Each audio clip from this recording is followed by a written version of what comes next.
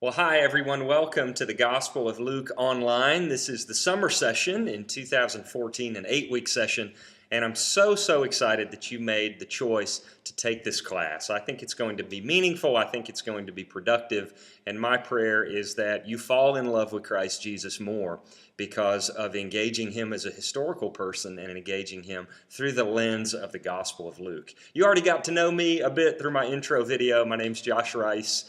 Graduated with my PhD in New Testament studies back in 2012, and ever since then I've had the privilege of teaching both at Lee and the Seminary, both online and in the classroom. I actually last fall taught the Gospel of Matthew in the classroom. Last spring, ended just a few weeks ago, I taught the Gospel of Mark online. This is my first time to teach the Gospel of Luke.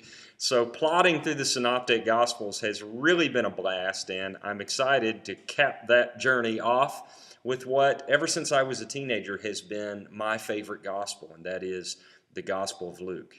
Now, let's engage the syllabus for just a moment before we talk about the first unit's work to make sure that you have a handle on our approach to this class, both philosophically and theologically, but also practically. What's the workload? What's the week-to-week look like? I want you to have a clear picture in your head of why I do what I do. I have a very particular way that I manage online classes.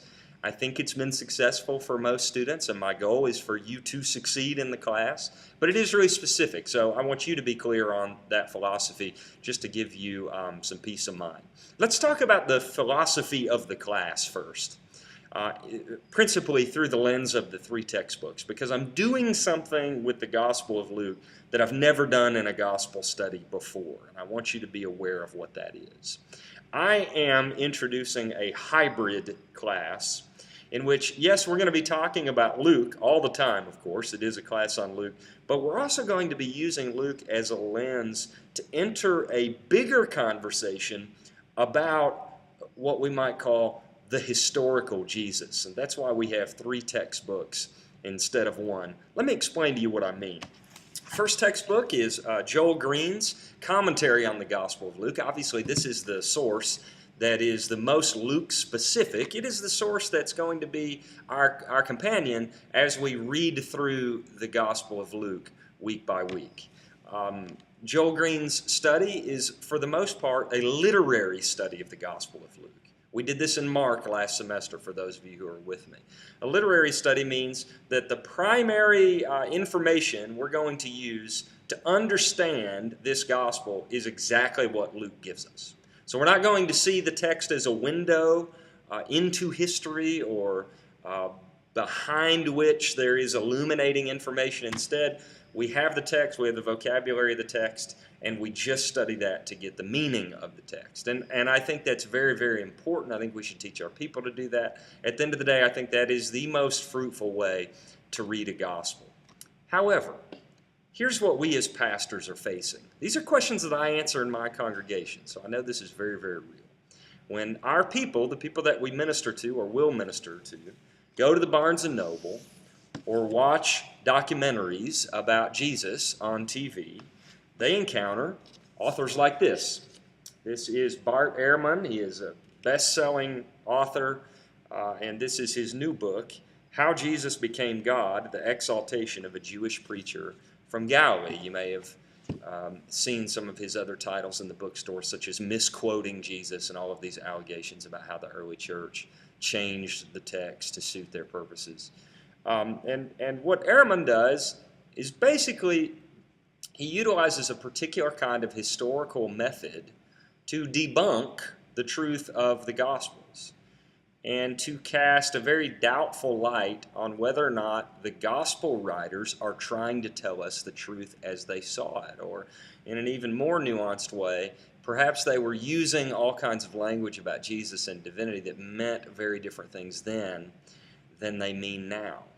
So suddenly, when we leap from Green's commentary to Airman, methodologically, there is a big chasm that we jump. The chasm from a literary approach to the Gospel of Luke, now to a bunch of historical questions about the Jesus that Luke is presenting, the Jesus behind the Gospel of Luke, if you will.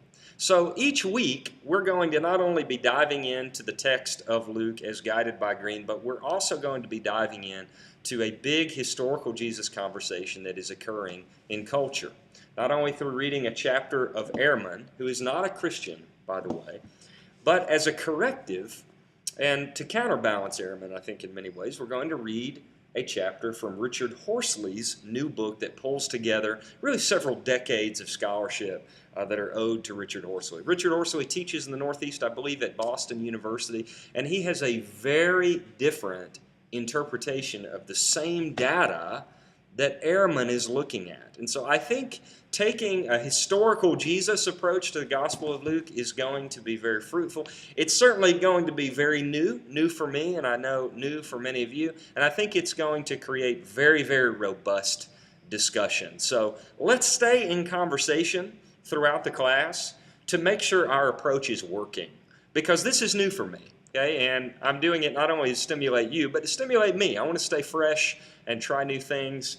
And I just think doing this as an online community together is going to be very robust. I just think it's going to be a world of discovery that's ahead of us. Let's talk about the syllabus and the approach to the class. First off, the week-to-week guts of the class involve the readings and constructing a 3 to 4 page reflection essay each week. Now you'll notice I don't do online discussion forums in the same way that you may have experienced in other classes, and that's simply because to me they're too informal.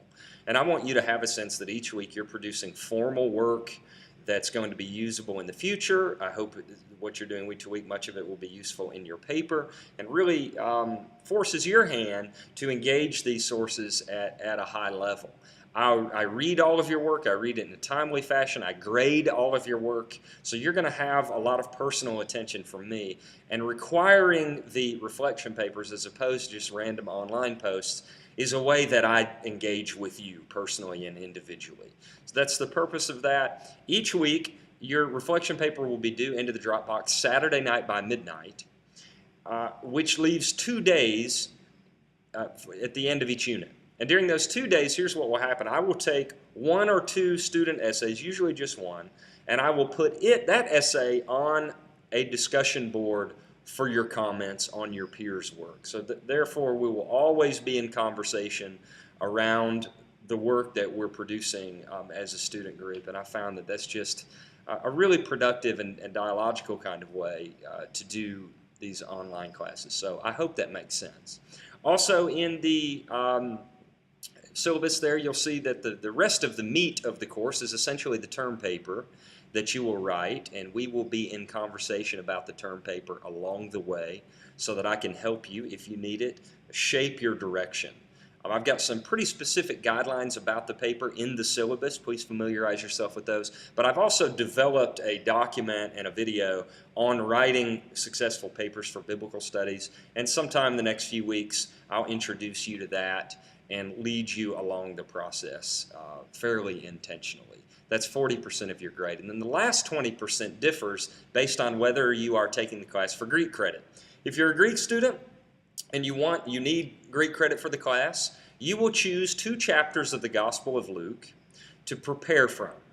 And I will give you selected passages from your 2 chapters for a timed Greek exam, both translations and some parsings. If you're not a Greek student, we will have a week, probably Unit 5, in which we write sermons, a sermon based on the Gospel of Luke. And I'll have some templates from you. This is for you. This is a seminary, so preaching is a big part of what we do and what we are becoming.